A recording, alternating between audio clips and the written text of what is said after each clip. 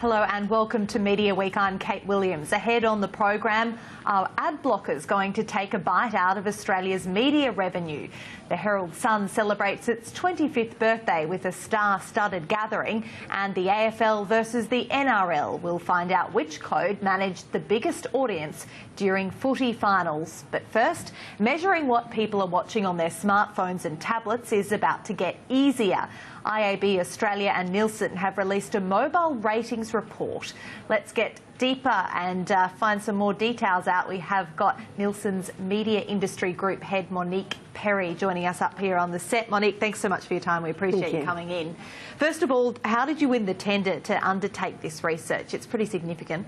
Certainly. So the IAB ran a tender in 2014, which was awarded to us late last year, and this is the first step that we are sort of launching as a part of winning that industry tender. The IAB, that's the industry group of all the big internet companies. Absolutely, right? yes. Yeah. Okay. And you're at the start of quite a journey, aren't you? Tell us what happens in the rollout. In the rollout. So I think the market has been asking for independent mobile measurement now for a while, and so this is what we've been really excited about launching in the last few weeks. So last week we launched adding mobile audiences into digital ad ratings. So that was the first time we had a view of just how many people were watching and seeing ads on their smartphone and tablet devices. This week, with the IAB, we were really thrilled to launch the mobile report, which is the first view of Australian consumers and I guess what content they're consuming on smartphones and tablets. And has it been through much testing yet? Absolutely, absolutely. So this has been a labour of love over the whole course of the year with the IAB, the publishers and all of the people who are involved from within the publishers. We have done a very rigorous review of the data, and to be honest, this is one of the most sophisticated markets in the world. So I really feel like what we've launched to market is something that we can all stand by. Now, Monique, tell us what's the key to this, the data that people will get. I mean, because it's different from just finding out the total number of people, isn't it? Yes.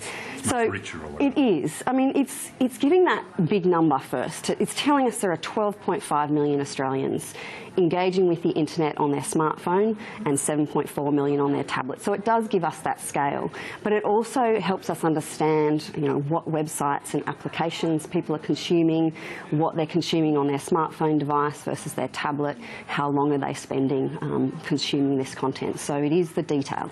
And were there any big surprises that came up, do you think?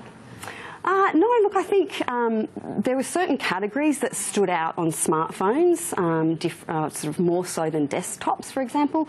So certainly gaming, people are very engaged with apps on their smartphones.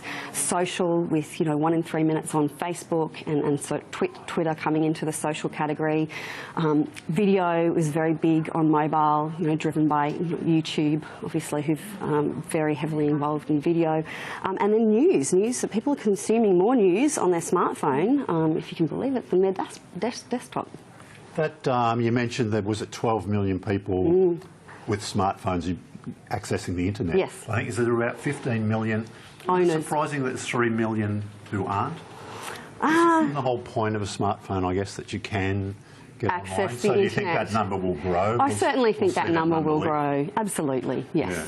Yes. And the same with tablets. I was surprised the tablet usage is pretty high, isn't it? It is. A lot of people with tablets. Absolutely. Yeah, 7.4 million people who are accessing the internet on the tablet each week. Yeah. So yes, it's a... And again, it's not everyone, so that we could see that creep higher as well. Yes, and it's exactly. And even if you look at content, there are some categories compared to, say, a market like the US, where we've really led the way in terms of government and finance. We are well ahead of the US on those two categories, and shown real leadership. And then there's categories where we're going to see continued growth. So, for example, the news category, e-commerce and even music, when you look at the reach of mobile in the US, we've still got even more potential to grow those audiences. And what about shopping? Were you at all surprised by the amount of shopping available?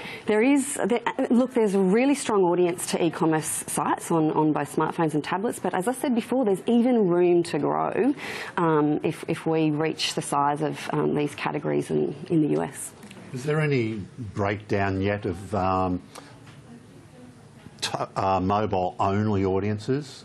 You know, some people split between mobile and desktop, but I would imagine there's a lot of people who only access the internet on mobile. It's a really good question. It's something that we haven't looked at and haven't addressed in this report. Yeah. But So I was thinking about that shopping. I mean, to me, shopping used to be more an activity for desktop. You might browse online, but then you go and purchase. But that seems to have gone now, and you can just, you know, the sophistication of the phone, I guess, means you can complete the transaction. Exactly, and it's with you everywhere. So yes, exactly right. At the moment, mobile ad spend is about a third, isn't it? So do you think that that could grow given the audience that we're seeing on mobile phones? Absolutely. You know, I think this market's been crying out for independent verification of mobile audiences, whether it be seeing their ad campaigns or actually consuming the content. So we think there is huge potential to grow with the launch of these two independent measures. Well, the big names are all out. I think in this week some of the data said, you know, the big news sites are all very active, obviously Facebook, Google, people like that. Has it thrown up some players maybe who are really excel in mobile who maybe didn't have such a big profile on desktop, do you think? I don't think it's thrown that up. I think the thing that I've noticed is that, you know, these companies that have invested heavily in mobile, and we've got, you know, companies, if you look at the classifieds, they've, you know, automotive, real estate and employment, these companies have invested heavily in desktop, but as their audiences have shifted to wanting to consume their content on smartphone devices, these companies have invested heavily in developing their mobile offering, and it's great for me to be able to see that in this report. So all of those investments, whether it be the news players or the classifieds players or indeed, you know, Facebook and Google, this is about validating those investments that they've made and showing the size of those audiences. And I was just wondering what it means for advertisers. What will they do with this data, and is it going to, you know, increase their ad sales, their revenues, do you think? Yeah, I'd like to think that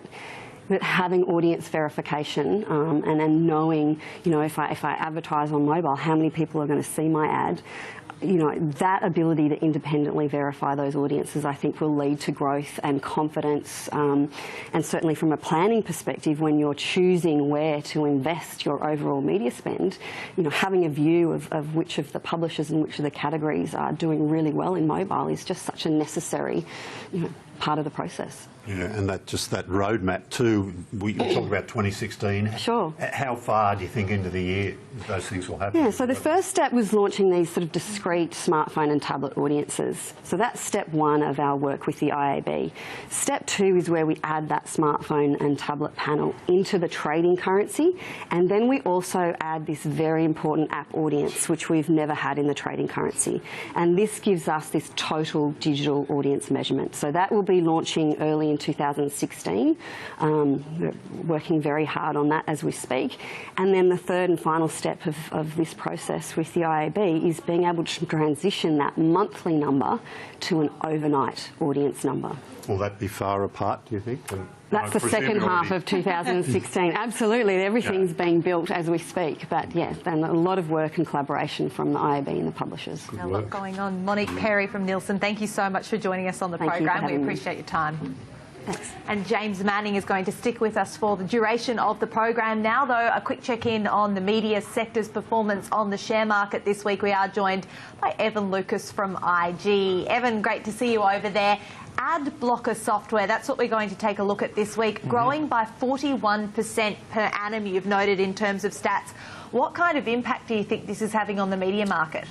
Yeah, we always talk about on this program about the effect, obviously, ad dollars on free-to-air, and the fact, obviously, that you've now got a much more liquid, much more fluid space for advertising dollars to move each where that obviously it has been leaching out of free-to-air, and it has.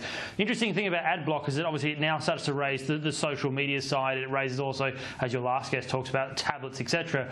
In Australia, they expect to see growth of around about 20% per annum over the next year, and they believe in FY16, this is Citigroup who wrote this report this morning, show very very clearly that you could see up to 1.4 billion Australian dollars coming out. Now, who does that affect directly, particularly for this market in this current environment? That is Fairfax and News Corp, considering that obviously a lot of their content is now done online. Their mastheads have been moved that way. Citigroup believe that FXJ would see around about an 8% decline in EPS and around about a 6% decline in News Corp. So it is significant, and the uptake is certainly there. And the fact that Apple now on their iOS 9 software is really ramping it up really could be quite an interesting change in that sort of that tablet market if we do start to see ad blockers picked up like the rest of the world has picked it up. Yeah, I read this morning that Apple's ad blockers even block their own ads. Evan Lucas from IG, thank you. Appreciate your time.